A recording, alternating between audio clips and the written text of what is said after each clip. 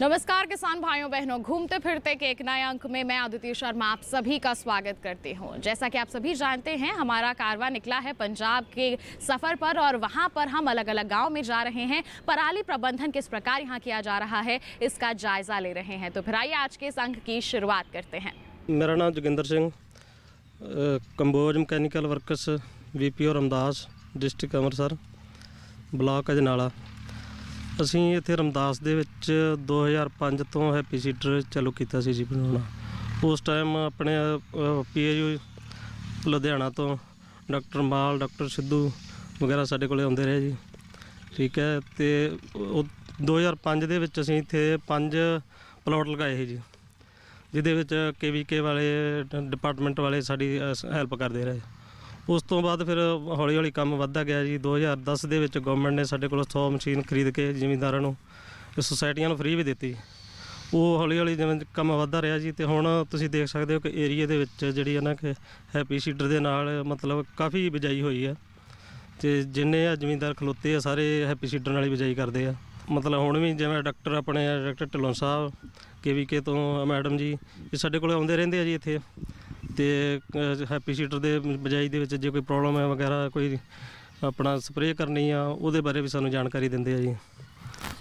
ਅਤੇ ਐਤਕੀ ਅਸੀਂ ਸੁਪਰ ਸੀਡਰ ਵੀ ਇਨਵੈਂਟ ਕੀਤਾ ਜੀ। ਅਤੇ ਹੁਣ ਜ਼ਿਮੀਂਦਾਰਾਂ ਦੇ ਕੋਲ ਮਤਲਬ ਪਰਾਲੀ ਦੇ ਵਿੱਚ ਬਿਜਾਈ ਕਰਨ ਵਾਸਤੇ ਹਰ ਤਰ੍ਹਾਂ ਦੀ ਟੈਕਨੋਲੋਜੀ ਹੈਗੀ ਆ। ਭਾਵੇਂ ਕਿਸੇ ਨੇ ਵਾਹ ਕੇ ਬੀਜਣਾ, ਭਾਵੇਂ ਸਿੱਧੀ ਬਿਜਾਈ ਕਰਨੀ ਹੈ ਜੀ। ਅਤੇ ਜ਼ਿਆਦਾਤਰ ਸਾਡੇ ਏਰੀਏ ਵਿੱਚ ਤਾਂ ਬਿਨਾਂ ਮਤਲਬ ਅੱਗ ਲਾਏ ਤੋਂ ਹੀ ਬਿਜਾਈ ਕੀਤੀ ਹੈ ਜੀ ਲੋਕਾਂ ਨੇ। ਮੇਰਾ ਨਾਮ ਦਵਿੰਦਰ ਸਿੰਘ ਹੈ ਜੀ, ਰਮਦਾਸ ਤੋਂ ਰਹਿਣ ਵਾਲੇ ਹਾਂ, ਬਲਾਕ ਅਜਨਾਲਾ, ਡਿਸਟ੍ਰਿਕਟ ਅੰਮ੍ਰਿਤਸਰ ਆ।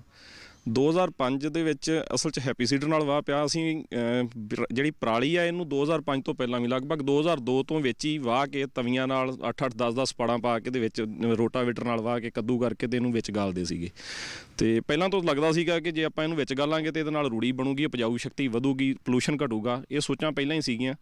ਉਸ ਤੋਂ ਬਾਅਦ 2005 ਦੇ ਵਿੱਚ ਗਿਆ ਸੀ ਮੈਂ ਰੋਟਾਵੇਟਰ ਲੈਣ ਵਾਸਤੇ, ਅਤੇ ਉੱਥੇ ਹੀ ਉਹਨਾਂ ਨੇ ਸੁਜੈਸਟ ਕੀਤਾ ਕਿ ਇੱਕ ਨਵੀਂ ਮਸ਼ੀਨ ਬਣਾਈ ਹੈ ਜਿੱਦਾਂ ਨਾ ਹੈਪੀ ਸੀਡਰ ਆ, ਅਤੇ ਤੁਸੀਂ ਇਹਦਾ ਟਰਾਇਲ ਲਵਾਓ। ਫਿਰ ਇੱਥੇ ਆ ਕੇ ਜੋਗਿੰਦਰ ਭਾਈ ਨਾਲ ਗੱਲਬਾਤ ਕੀਤੀ। ਇਹਨਾਂ ਨੇ 5 ਕਿਸਾਨ ਤਿਆਰ ਕੀਤੇ ਜਿਨ੍ਹਾਂ ਦਾ ਇੱਥੇ ਹੀ ਪਲਾਟਾਂ ਦੇ ਵਿੱਚ ਕਿੱਲਾ ਅੱਧਾ ਕਿੱਲਾ ਕਰਕੇ ਤੁਸੀਂ ਟਰਾਇਲ ਲਵਾਏ ਹੋ।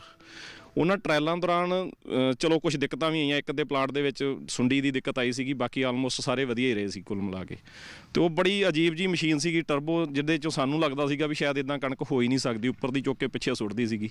ਉਦੋਂ ਜੋਗਿੰਦਰ ਭਾਜੀ ਨੇ ਇਹ ਨਿਰਣਾ ਕੀਤਾ ਕਿ ਆਪਾਂ ਇੱਥੇ ਕੰਮ ਕਰਾਂਗੇ ਅਤੇ ਇਹਨੂੰ ਹੌਲੀ ਹੌਲੀ ਡਿਵੈਲਪ ਕਰਕੇ ਅਤੇ ਇੱਕ ਵਧੀਆ ਮਸ਼ੀਨ ਬਣਾਵਾਂਗੇ। ਬਹੁਤ ਦੇਰ ਮਿਹਨਤ ਕਰਨ ਤੋਂ ਬਾਅਦ ਮੇਰਾ ਖਿਆਲ ਸ਼ਾਇਦ ਟੰਨਾਂ ਨਾਲ ਲੋਹਾ ਖਰਾਬ ਹੋਇਆ ਜੀ ਉਹਦੇ ਉੱਤੇ।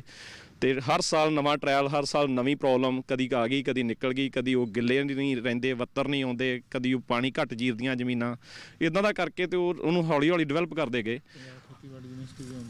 ਅੱਜ ਦੀ ਗੱਲ ਕਰੀਏ ਤਾਂ ਉਦੋਂ ਹੀ 2005-06 ਤੋਂ ਬਾਅਦ ਸਾਡੇ ਨਾਲ ਕੁਛ ਮਹਿਕਮੇ ਜੁੜਨੇ ਸਟਾਰਟ ਹੋਏ। ਪਹਿਲਾਂ ਸਟਾਰਟ ਤਾਂ ਯੂਨੀਵਰਸਿਟੀ ਨੇ ਕੀਤਾ, ਬਾਅਦ ਵਿੱਚ ਪੰਜਾਬ ਐਗਰੀਕਲਚਰ ਡਿਪਾਰਟਮੈਂਟ ਆ ਗਿਆ ਜੀ, ਫਿਰ KVK ਆ ਗਿਆ। ਇਹ ਇੱਕ ਟੀਮ ਬਣ ਕੇ ਕੰਮ ਕੀਤਾ ਗਿਆ ਇਸ ਬਾਰਡਰ ਏਰੀਆ ਦੇ ਵਿੱਚ। ਅਤੇ ਆਲਮੋਸਟ ਪੰਜਾਬ ਦੇ ਵਿੱਚ ਸਭ ਤੋਂ ਵੱਧ ਕੰਮ ਜਿਹੜਾ ਸੀ ਉਹ ਰਮਦਾਸ ਏਰੀਆ ਦੇ ਵਿੱਚ ਹੀ ਹੋਇਆ ਸੀਗਾ ਉਸ ਟਾਈਮ। ਅਤੇ ਮਸ਼ੀਨ ਦੀ ਵੀ ਗੱਲ ਕਰੀਏ ਤਾਂ ਅੱਜ ਆਲ ਓਵਰ ਇੰਡੀਆ ਦੇ ਵਿੱਚ ਸਭ ਤੋਂ ਬੈਸਟ ਜਿਹੜੀ ਮਸ਼ੀਨ ਆ ਉਹ ਰਮਦਾਸ 'ਚ ਬਣੀ ਜਾਂਦੀ ਹੈ, ਔਰ ਸਭ ਤੋਂ ਵਧੀਆ ਕੰਮ ਵੀ ਇੱਥੇ ਹੋ ਰਿਹਾ ਜੀ।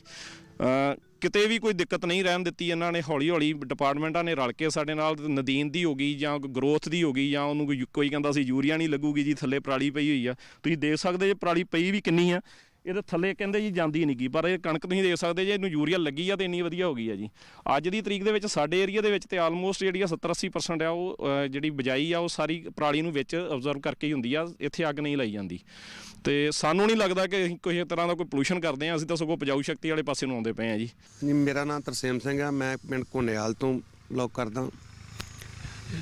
ਆਪਾਂ ਅੰਮ੍ਰਿਤਸਰ ਡਿਸਟ੍ਰਿਕਟ 'ਚ ਰਹਿਣ ਵਾਲੇ ਹਾਂ, ਇਸ ਕਰਕੇ ਆਪਾਂ ਵੀ ਹੈਪੀ ਸੀਡਰ ਦੇ ਨਾਲ ਬਿਜਾਈ ਕਰਨ ਦਾ ਜਿਹੜਾ ਢੰਗ ਤਰੀਕਾ ਉਹ ਆਪਣਾ ਭਾਈ ਮਾਛੀਵਾਲ ਤੋਂ ਨੇ, ਇਹਨਾਂ ਦੇ ਕੋਲੋਂ ਹੀ ਸਾਰਾ ਕੁਝ ਦੇਖ ਕੇ ਅਸੀਂ ਸਿੱਖਿਆ।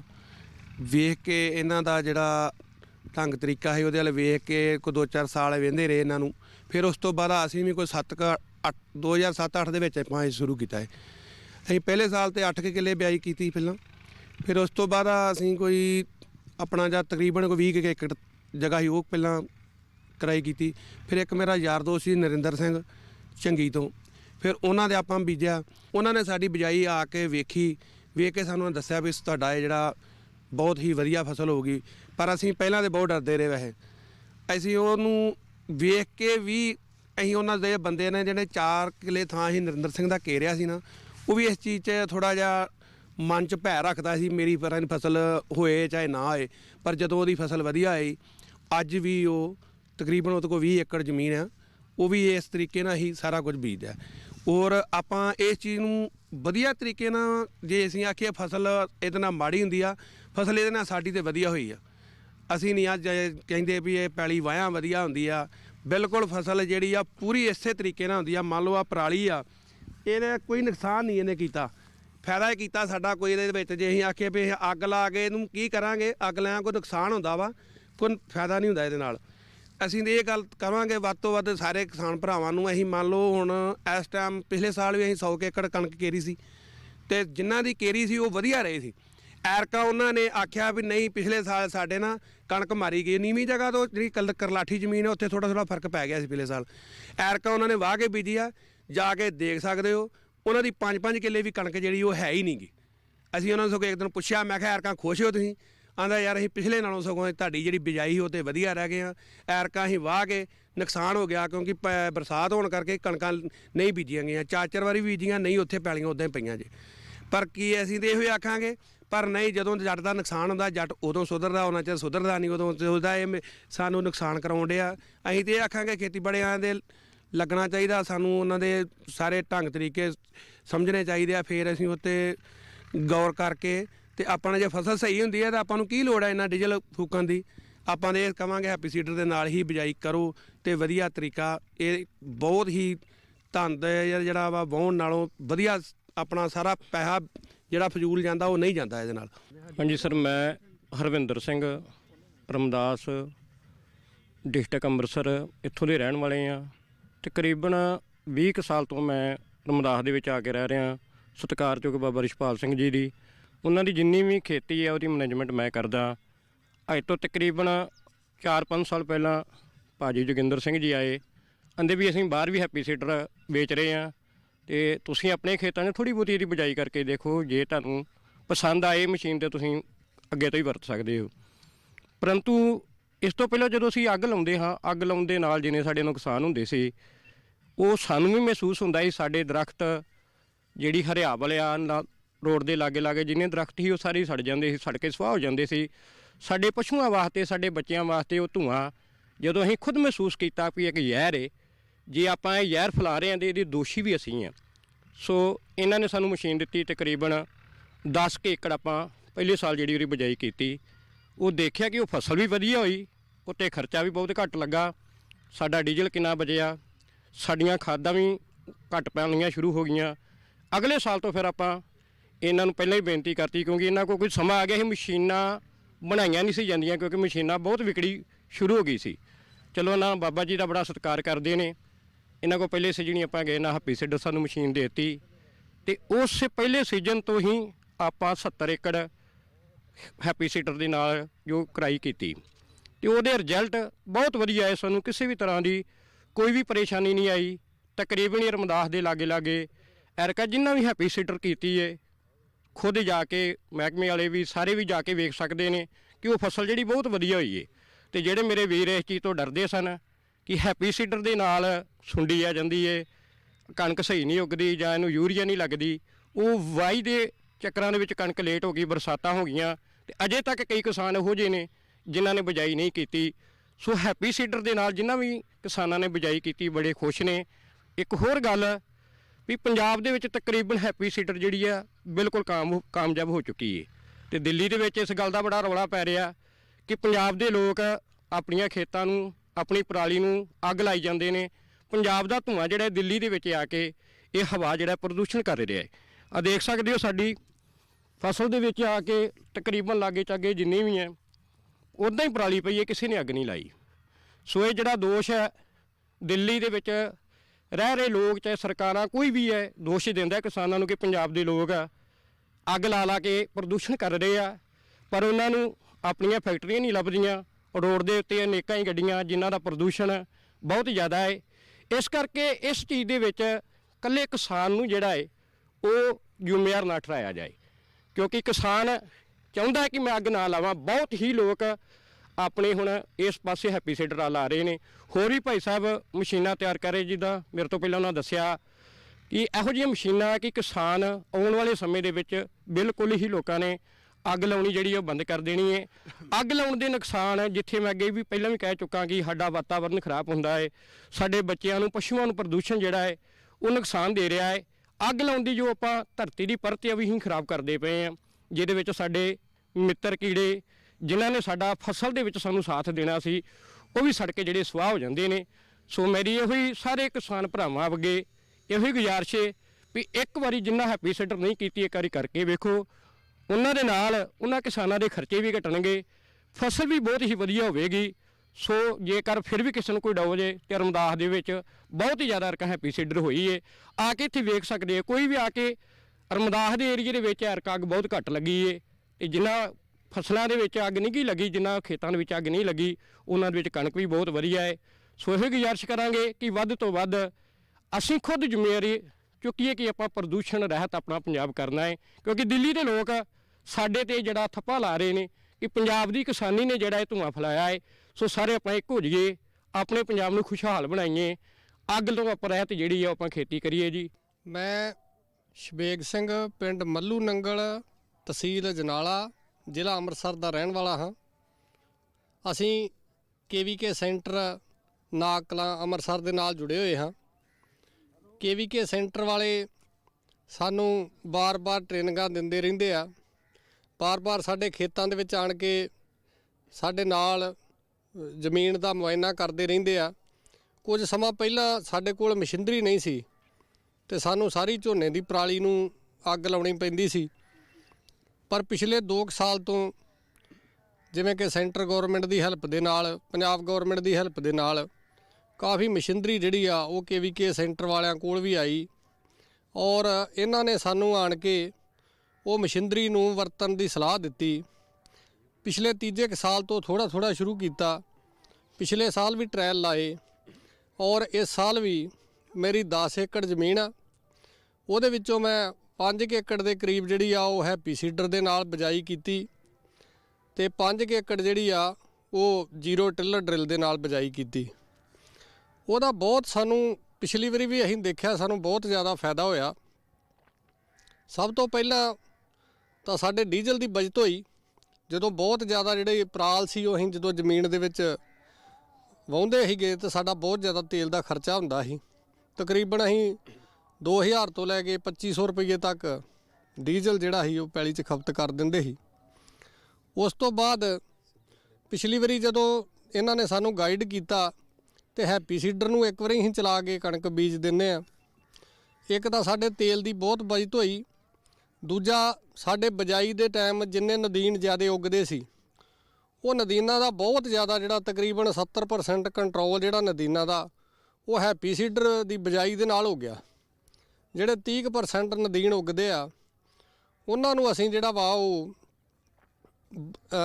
ਨਦੀਨ ਨਾਸ਼ਕ ਦਵਾਈਆਂ ਵਰਤ ਕੇ ਤੇ ਉਹਨਾਂ ਦਾ ਨਦੀਨ ਦਾ ਜਿਹੜਾ ਅਸੀਂ ਕੰਟਰੋਲ ਕਰਦੇ ਆ। ਪਹਿਲਾਂ ਸਾਡੇ ਡੀਜ਼ਲ ਦੀ ਬਚਤ ਹੋਈ, ਫਿਰ ਸਾਡੇ ਨਦੀਨ ਨਾਸ਼ਕ ਦਵਾਈਆਂ ਜਿਹੜੀਆਂ ਵਰਤਦੇ ਸੀ ਉਹਦੀ ਬਚਤ ਹੋਈ, ਫਿਰ ਕਣਕ ਦੇ ਜਦੋਂ ਜੋ ਅੱਗੇ ਅਸੀਂ ਵੱਧਦੇ ਗਏ ਫਿਰ ਸਾਨੂੰ ਪਾਣੀ ਦੀ ਜਿਹੜੀ ਬਚਤ ਹੋਈ। ਇੱਕ ਪਾਣੀ ਜਿੱਥੇ ਅਸੀਂ 4 ਪਾਣੀ ਲਾਉਂਦੇ ਸੀ ਉੱਥੇ ਇੱਕ ਪਾਣੀ ਦੀ ਵੀ ਬਚਤ ਹੋ ਗਈ, 3 ਪਾਣੀ ਜਿਹੜਾ ਵਾ। ਔਰ ਫਿਰ ਪਾਣੀ ਥੋੜ੍ਹਾ ਖੇਤ ਨੂੰ ਲੱਗਦਾ, ਜ਼ਿਆਦਾ ਪਲੈਨ ਪੈਲੀ ਹੋਣ ਦੇ ਨਾਲ ਜਿਹੜਾ ਪਾਣੀ ਦੇ ਵੀ ਬਚਤ ਹੋਈ। ਮੈਂ ਸੰਦੀਪ ਸਿੰਘ ਪਿੰਡ ਮੱਲੂ ਨੰਗਲ ਤਹਿਸੀਲ ਅਜਨਾਲਾ ਡਿਸਟ੍ਰਿਕਟ ਅੰਮ੍ਰਿਤਸਰ ਬਲਾਕ ਹਰਸ਼ਾਸ਼ੀਨਾ ਦਾ ਰਹਿਣ ਵਾਲਾ ਹਾਂ। ਮੈਂ ਅੱਜ ਤੱਕ ਕਦੀ ਵੀ ਆਪਣੀ ਪਰਾਲੀ ਨੂੰ ਅੱਗ ਨਹੀਂ ਲਗਾਉਂਦਾ ਵੀ। ਮੈਂ ਹਮੇਸ਼ਾ ਹੀ ਜਿਹੜਾ ਵਾ ਉਹ ਆਪਣੇ ਮਿੱਟੀ ਦੇ ਵਿੱਚ ਹੀ ਮਿਲਾ ਕੇ ਉਹਨੂੰ ਦੂਸ਼ਿਤ ਕਰਦਾ ਵਾਂ। ਮੈਂ 3 ਸਾਲ ਤੋਂ ਹੈਪੀ ਸੀਡਰ ਦੇ ਨਾਲ ਜਿਹੜੀ ਆ ਉਹ ਬਿਜਾਈ ਕਰ ਰਿਹਾ ਵਾਂ ਤੇ ਜਿਹੜੀ ਮੈਂ ਦੂਸਰੀ ਪੈਲੀ ਵਾਹ ਕੇ ਬੀਜਦਾ ਹਾਂ ਉਹਦੇ ਨਾਲੋਂ ਝਾੜ ਮੇਰਾ ਜਿਹੜਾ ਇਹ ਵੱਖਰਾ ਵਾ, ਜ਼ਿਆਦਾ ਹੀ ਆਂਦਾ ਇਹਦਾ ਵਾ ਤੇ ਬਹੁਤ ਵਧੀਆ ਜਿਹੜਾ ਇਹਦਾ ਰਿਜ਼ਲਟ ਆ ਰਿਹਾ ਵਾ। ਇਹਦੇ ਨਾਲ ਸਾਡਾ ਵਾਤਾਵਰਨ ਵੀ ਸ਼ੁੱਧ ਰਹਿੰਦਾ ਵਾ। ਅਸੀਂ ਅੱਗ ਤਾਂ ਅੱਜ ਤੱਕ ਕਦੀ ਲਾਈ ਨਹੀਂ ਆ। ਆਸ-ਪਾਸ ਪੜੋਸ ਦੇ ਲੋਕਾਂ ਨੂੰ ਵੀ ਇਹੋ ਸਮਝਾਈਦਾ ਵਾ ਵੀ ਅੱਗ ਨਾ ਲਾਈਏ, ਵਾਤਾਵਰਨ ਬਚਾਈਏ। ਹਾਂਜੀ, ਮੈਂ ਦਵਿੰਦਰ ਸਿੰਘ ਪਿੰਡ ਜਗਦੇਵ ਕਲਾਂ ਤਹਿਸੀਲ ਅਜਨਾਲਾ ਜ਼ਿਲ੍ਹਾ ਅੰਮ੍ਰਿਤਸਰ ਦਾ ਰਹਿਣ ਵਾਲਾ ਹਾਂ। ਅਸੀਂ ਪਰਾਲੀ ਨੂੰ ਕਦੀ ਅੱਗ ਨਹੀਂ ਲਾਈ, ਨਾ ਤਾਂ ਕਦੀ ਨਾੜ ਨੂੰ ਲਾਈ ਆ। ਅਸੀਂ ਵੈਸੇ ਹੀ ਠੀਕ ਤਰੀਕੇ ਨਾਲ ਇਹਨੂੰ ਗਾਲ ਕੇ ਤੇ ਇੱਦਾਂ ਹੀ ਇਹਦੀ ਪ੍ਰਦੂਸ਼ਣ ਰਹਿਤ ਕਰਕੇ ਤੇ ਅਸੀਂ ਇੱਦਾਂ ਹੀ ਬਿਜਾਈ ਕਰ ਦਿੰਦੇ ਹਾਂ। ਮੈਂ ਹਰਦੀਪ ਸਿੰਘ ਪਿੰਡ ਮੱਲੂ ਨੰਗਲ ਤਹਿਸੀਲ ਅਜਨਾਲਾ ਜ਼ਿਲ੍ਹਾ ਅੰਮ੍ਰਿਤਸਰ ਦਾ ਰਹਿਣ ਵਾਲਾ।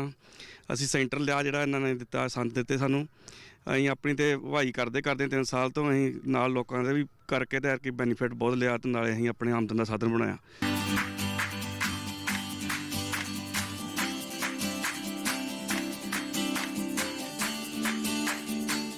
तो अभी आपने देखा कि इस गांव में किस तरह से पराली प्रबंधन किया जा रहा है। इसी के साथ कार्यक्रम में वक्त हो चला है एक छोटे से ब्रेक का। आप कहीं मत जाइए, बने रहिए दूरदर्शन किसान पर, देखते रहिए हमारा कार्यक्रम घूमते फिरते।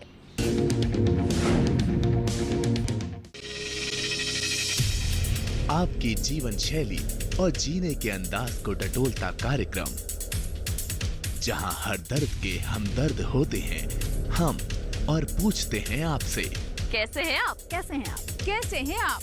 जीवन को एक नए अंदाज से जोड़ता एक ज्ञानवर्धक कार्यक्रम कैसे हैं आप, रविवार सुबह 10:05 पर। ब्रेक के बाद किसान भाइयों बहनों, घूमते फिरते कार्यक्रम में आप सभी का फिर से स्वागत है। आइए कार्यक्रम को आगे बढ़ाते हैं और अब रुक कर लेते हैं पंजाब के एक और गांव का। वहां पर पराली प्रबंधन के लिए हमारे किसान कितने जागरूक हैं, इस बात का जायजा लेते हैं।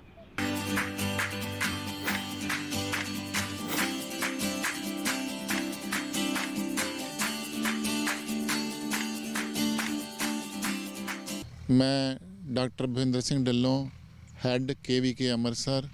जो आज हम पराली जलाने की बात कर रहे हैं, सभी नॉर्थ इंडिया में भारत के जो एरिया है वहाँ जो धान की खेती होती है, सितंबर से लेकर नवंबर तक काफ़ी उसका जो हमें प्रावधान करने के लिए हमें बोला गया था। हम इस एरिया जो रमदास का एरिया है वहाँ हम सभी किसान भाइयों के साथ खड़े हैं, जैसे जोगिंदर सिंह कंबोज मैकेनिकल वर्क्स वाले हैं। हमने 2005 से पंजाब एग्रीकल्चर यूनिवर्सिटी में इस एरिया में अपने ट्रायल हैप्पी सीडर पर लगाने शुरू किए थे। उसके बाद धीरे धीरे इसकी मॉडिफिकेशन करते गए और हमारे PhD science Manpreet, doctor Jaskaran Singh Mal जो आजकल डायरेक्टर एक्सटेंशन एजुकेशन है, डॉक्टर मनप्रीत हैं, डॉक्टर हरमिंदर सिंह सिद्धू हैं, वो सभी इस एरिया में आके अलग अलग फार्मर के ट्रायल लगाते रहे। उसमें मॉडिफिकेशन के लिए हम जोगिंदर सिंह कंबोज को बोलते रहे और 2010 में जो पंजाब फार्मर कमीशन है उसके द्वारा हमें 4 हैप्पी सीडर डेमोन्स्ट्रेशन के लिए गए। उसी साल से हम 2010 से इस हैप्पी सीडर को प्रमोशन के लिए इस एरिया में हमने अलग अलग फार्म में 100-200 एकड़, अब 2020 शुरू हो गया। इसी तरह पिछले साल भारत सरकार द्वारा मिनिस्ट्री ऑफ एग्रीकल्चर और वेलफेयर द्वारा हमें काफ़ी जो पैसा इस समस्या को हल करने के लिए दिया गया। हमें happy seeder, mulcher, zero drill और भी कई मशीनें MB प्लो हम फार्मर को फ्री ऑफ कॉस्ट दे रहे हैं। और इस एरिया में हमें काफ़ी अच्छा रमदास एरिया में डेरा बाबा नानक के जो हमारा एडजॉइनिंग KVK है गुरदासपुर वाला, वो भी इसमें इन्वॉल्व हुआ और हमने इस एरिया में बहुत अच्छा काम किया और फार्मर ने हमें बहुत ही रिस्पॉन्स दिया। क्योंकि जो एरिया है ये काफ़ी इसमें कलर था और इसके पराली से, इसके प्रावधान से करने से लोगों का कलर भी कम हो रहा है और जो खेती की उपजाऊ शक्ति है वो भी बढ़ रही है। हमारे मैडम रविंदर कौर हैं, वो इस सारे प्रोग्राम को कोऑर्डिनेट कर रही हैं फार्मर के अलग अलग। अभी आपने फार्मर से सुना और उन्होंने अपनी सक्सेस स्टोरी बनाई। और KVK जो है पंजाब खेती बाड़ी यूनिवर्सिटी जो हमारा जोनल ऑफिस है लुधियाना में, डायरेक्टरेट ऑफ ICR का, वो भी हमें सपोर्ट कर रहा है पूरी तरह और फार्मर भी हमारे खुश हैं। हम हैप्पी सीडर नहीं चला रहे हैं, मल्चर से भी लोग काफ़ी जो है उसको पराली का प्रावधान कर रहे हैं। इसी तरह MB प्लो जो वेजिटेबल ग्रोवर है वो भी अच्छा काम करके उसको नीचे दबा के उसका काम करें। जहाँ क्योंकि इस एरिया में हाथ से भी कटाई काफ़ी होती है और वहाँ जीरो ड्रिल जो हमें प्रोवाइड की गई वो भी हमने फार्मर को दी और हमारे फार्मर सभी खुश हैं। और मैं इसी तरह आस करता हूँ कि जो पोल्यूशन का हमें कहा जा रहा है पंजाब में पोल्यूशन हो रहा है, हमारे फार्मर जो मैक्सिमम एरिया में हमारे इस साल ऑलमोस्ट 50% एरिया जो हमारा 1,88,000 हेक्टेयर एरिया गेहूं के नीचे था उसका 50% हमने जो हैप्पी सीडर, मल्चर और अलग अलग जीरो ड्रिल मशीनों से हमने इसको कवर किया और पराली का अगले आने वाले समय में भी जो हमारी सपोर्ट रहेगी तो हम फार्मर को अच्छी तरह और बढ़िया इनसे फार्मर सीख कर आगे भी ऐसा काम करेंगे। और मैं विश्वास करता हूं कि भारत सरकार और जो हमारे फार्मर हैं इसको और अच्छी तरह अपनाएंगे, और जो हमारी सपोर्ट कर रही है भारत सरकार और पंजाब सरकार, उससे हमें बहुत लाभ मिलेगा। मेरा नाम डॉक्टर रमिंदर कौर है। मैं फसल विज्ञानी के तौर पे कृषि विज्ञान केंद्र अमृतसर में काम कर रही हूँ। हमारे अमृतसर में 2010 से जो पंजाब फार्मर कमीशन है उसने हमें हैप्पी सीडर दिए थे। उसके तहत हमने 100 हेक्टेयर के ऊपर अमृतसर ज़िले में जो है वो प्रदर्शनी प्लॉट लगाए थे। उसके बाद कभी काम बढ़ जाता था कभी कम, क्योंकि पराली एक ऐसा था जब बासमती के बाद हमने कणक की गेहूं की बिजाई करते थे तो फार्मर के मन में एक बात रहती थी कि ऐसा ना हो भी कणक की फसल जो है वो उगे ना। पिछले साल और इस साल 2 साल हो गए हैं, हमें सेंट्रल गवर्नमेंट की तरफ से एक प्रोजेक्ट दिया गया जिसमें हमने 5 पिंड जो थे वो अडॉप्ट किए थे। लास्ट ईयर भी हमारे पास 5 गांव थे, इस बार भी। इसमें हमने किसान वीरों को क्या किया कि जो मशीनरी है वो बहुत ज़्यादा कीमती होने के कारण हर किसान नहीं खरीद सकता, तो उसमें कृषि विज्ञान केंद्र ने ये सारी मशीनरी जिसमें हैप्पी सीडर आता है, जीरो ड्रिल है, MB प्लॉ था, मल्चर था, वो हमने उनको फ्री में दी थी। ये मशीनरी देने से पहले हमने क्या किया कि हर स्कूल में जाकर 4 स्कूल लिए, 2 कॉलेज लिए, यहाँ जाकर हमने अवेयरनेस प्रोग्राम किए जिससे कि किसानों को पता चले कि अगर पराली जलाते हैं तो हमारा क्या नुकसान होता है, वातावरण कैसे दूषित हो रहा है। उसके बाद हमने फार्मर्स की ट्रेनिंग लगाई जिसमें हमने उनको मशीनें कैसे यूज़ करनी है इंजीनियर्स ने आकर बताया। उसके बाद था कि कैसे बिजाई करनी है और उसके बाद खाद कैसे डालनी है। जैसे आप देख रहे हो भी इतनी पराली बिछी हुई है, इसके में फार्मर को ये रहता था कि पराली के ऊपर ही खाद लग रही है, फसल को तो खाद जा नहीं रही। फिर दूसरा मुद्दा आता था कि इसमें जो खरपतवार की समस्या आती है उसको कैसे कंट्रोल करना है। इस सभी के साथ हमने एक गांव में जाकर फार्मर्स को बताया कि आप कैसे ये नई टेक्नोलॉजी है वो यूज़ कर सकते हो, और हमारे अमृतसर ज़िले में तो फार्मर्स का रिस्पॉन्स जो था वो बहुत अच्छा मिला। उसके बाद हमने जहाँ पे बहुत अच्छी कणक हुई थी हैप्पी सीडर के साथ, दूसरे फार्मर्स जिन्होंने पैली को डिस्क हैरो के साथ बिजाई की थी वहाँ पे उनको दिखाया, एक्सपोजर विज़िट करवाई, और फार्मर्स जो सक्सेसफुली काम कर रहे थे 5-6 सालों से उनके साथ मिलाया। इस बार जो है हमारा रकबा काफ़ी जो है वो हैप्पी सीडर और जीरो ड्रिल के अंदर आ गया है, क्योंकि अमृतसर ज़िले में बहुत सारे हिस्से पे जैसे पैडी की कल्टीवेशन होती है, पैडी है, बासमती और सब्जियां लगाई जाती हैं, तो हर जगह पे बिजाई का जो तरीका था वो अलग था। वो ऐसे एरिया आइडेंटिफाई करके हमने फार्मर्स को ट्रेनिंग दी, जिसके साथ क्या फार्मर के मन में जो डर था वो ख़त्म हो गया।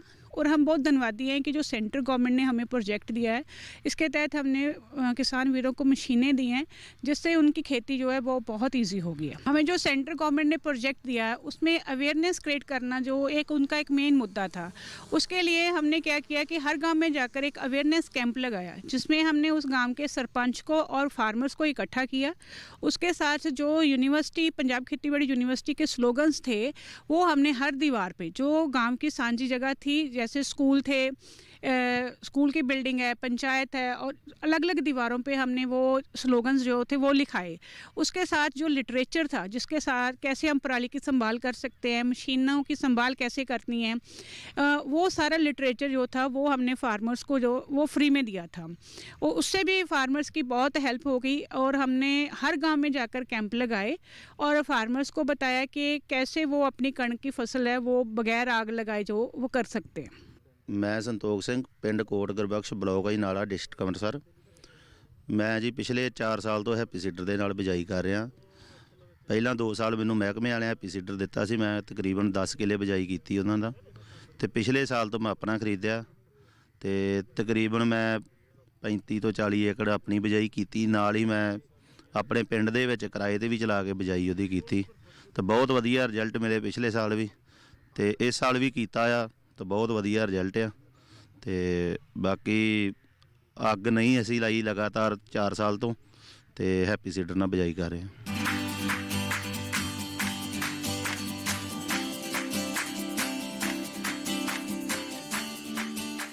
तो आपने देखा कि पंजाब के किसान किस तरह से पराली प्रबंधन को लेकर जागरूक हैं, इसे अपने लिए किस तरह से वो लाभकारी बना रहे हैं। तो बस आज के लिए इतना ही। अगले अंक में करेंगे आपसे मुलाकात, ले चलेंगे आपको एक नए सफर पर। तब तक के लिए हमें दीजिए इजाजत। आप बने रहिए दूरदर्शन किसान पर। नमस्कार।